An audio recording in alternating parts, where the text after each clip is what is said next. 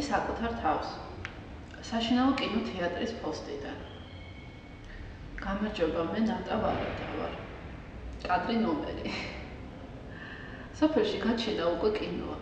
აფრიკელი ბავშვით რიტუალებისა და ათაწესების გარემოცვაში ბრძენი პატარაობიდანვე ხდები. ინდური ფილმები საბჭოთა ბავშვობის ფერადი ხალისიანი სიყვარული და გულის განგმირავი, მანტრული მუსიკით გაშღენთილი ზაფხულის მდუღარე დღეები, გადავსებულ მოგონებების სანდუკებით დატვირ თუ გაგუცულ აქლემების ქარავას, ცხოვრების ნებისმიერ სასაცილო ტრაგიკულ მონაკვეთშიც კი თან დაყვება. იმ საბჭოთა სამოთხეში ყველაზე მოულოდნელი დღესასწაული თბილისში ჩამოსვლა გახდათ.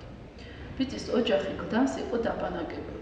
ცოტა აუტიზმით, ცოტა შურიანობით, ცოტა ნაბოლარას გაყოყოჩებით, ადამიანებთან დისტანციის გარეშე ურთიერთობას ვებრძოდი. და როცა სოკოებივით ამოზრდილ ნაცრისფერ კორპუსებს ვხედავდი, მეგონა სხვა ადამიანები იყვნენ დაბანაკებულები, რომელთაც ერთმანეთთან პურიტანული და ფეოდალიზმის სტილის ურთიერთობები აკავშირებდათ.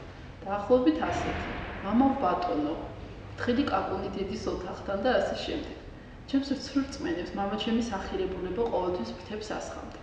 ღამით წამოსულები სოფლიდან შუაღამეს ძლივ ჩამოღწეულებს რამდენჯერმე გზა აგვებნა. ზეც ხვირწინ ამოზრდილ კორპუსს 10-ჯერ მაინც აუარ ჩაუვარეთ და მაინც კითხვა-კითხვით მივაკენით ბოლოს. და ეს თამაში როცა გინდა გახვალ და გადაიკარგები ისე რომ კაციშვილი ვერ გიცნობს, ჩემი საყვარელი თამაშებიდან გახდათ. და თუ გლდანის ამოუცნობი ლაბირინთი ამ უსახელო თამაშებით იყო სულ ჩათქმული, მეც მეტი რა მინდოდა. თბილისში ყველაზე მეტად ძილი მიყვარდა. შემოსასვლელში დატოვებული ანთებული ლამპა და საწყაც შორს მანქანის თუ თვითმფრინავის ხმა, კიდევ კარგი გლდანის შორს არკინიგზის სადგურიდან, მატარებლების მოძახილს, გამთენიისას, ჩვენი სოფლის ბუკნაჭოტა მამლებზე ეგრევე გავყიდიდი. შენ რომ პატარა სიკვდილში მიდიხარ და სხვებს კი ტოვებ მოძრავ დროში, და ამ შენი დაძინებით მთელი მსოფლიო კი არ ჩერდება, როგორც ეს სოფლის ღამეებში ხდება. სოფელი ერთიანად ძილს მიეცემა, ბავშვურ უდარდელ ძილს. ამიტომაც გამთენიისას ბუკიოტების ოჯახობა ტყიდან რომ გამოიწევს და სახლის ანტენებს მოაფრინდება, ამიტომაც არის რომ მეზობელ მოხუცების სულებს იტაცებენ და მიაცილებენ დავიწყების მდინარეებისკენ. შუადღემდე დაგვაცლიდნენ ძილს, ასე 12-ზე გემრიელად გვასაუზმებდნენ. მერე ლადო შოკოლადო წაგვიყვანდა ღია კაფეში და ნაყინებს გვიყიდიდა. ხიდების ქალაქში ხიდიდან ხიდზე იყო ის საზაფხულო კაფე და კარგად მახსოვს ისე მიცხვენოდა, ჩემი ალალი ბიძაშვილისა დების სიცილს მაყრიდნენ გუნდებად. საღამოს კი იწყებოდა საოჯახო რიტუალი. ბნელად ახში დგამდნენ პატარა მოწყობილობას. ჩვენი სოფლის კლუბში მეხანიკ გიგოს რომ მეპარა და აჩხაკუნებდა მის მსგავს. ჩართავდნენ და საძინებლის ეკრანზე გამოჩნდებოდა ჩვენი მშენებარე სახლის მეორე სართული. ჩემი პაპა და ბებო, ახალ დაქორწინებული დედაჩემი და მამაჩემი. კიდევ ძალიან ბევრი ნათესავები რთულობას. ხიხინებს პატარა აპარატი და საიდანღაც ამ ლენტაზე ცოცხლებიან ჩემი უფროსი დები, ბიძაშვილები, პატარები და ფუმფულები და გამოდის მუდამ წინსაფრიანი, სამზარეულოს და ნინო ხოფერიას მოყვარული ბებიაჩემი და მუდამ ვენახში მოფუსფუსე პაპაჩემი და ვართ ჩვენც ერთ ამბავში. იმის მერე ეხო საკუთარი ფოტოაპარატები ბიძაშვილი საერთოდაც რეჟისორს გაყვა, საკუთარი პროფესიონალური კამერა რომ მქონდა. მერე ციფრულები, მობილურები, მაგრამ ასეთი გემრიელი, შინაურული ვიდეო აღარ მინახავს.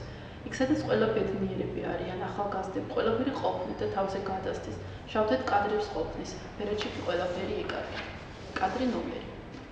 ახლა სადაც ცხოვრობ და რასაც ყოველდღიურად ვაკეთებ, წასაშლელია. ამიტომაც აღარ გწე და შენი 65-იც დაიშანდა.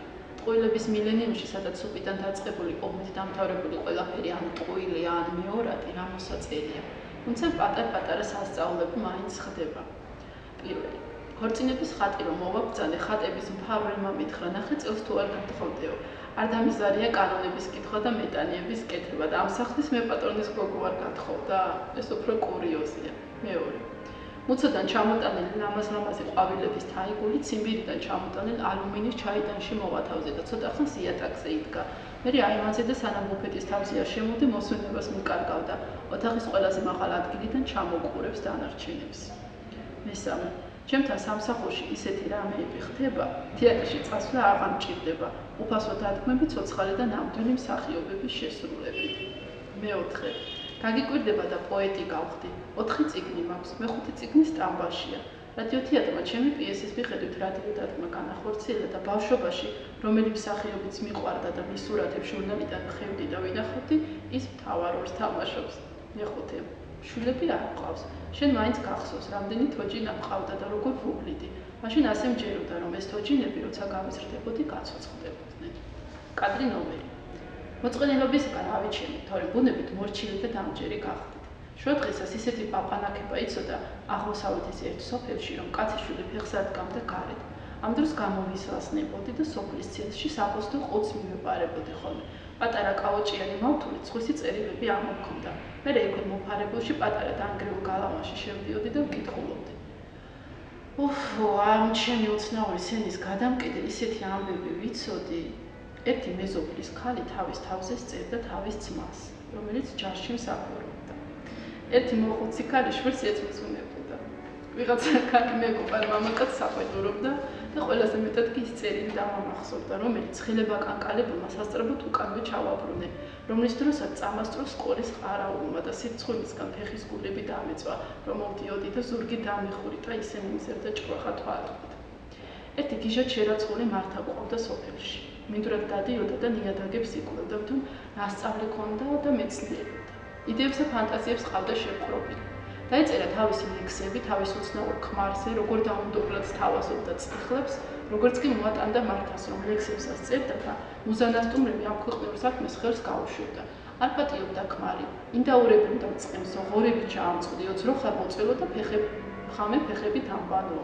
ლექსებს არ მომწერ, ასებინდა მეთხრა ნახეში შენი ცოლი გიჟ პოეტაო.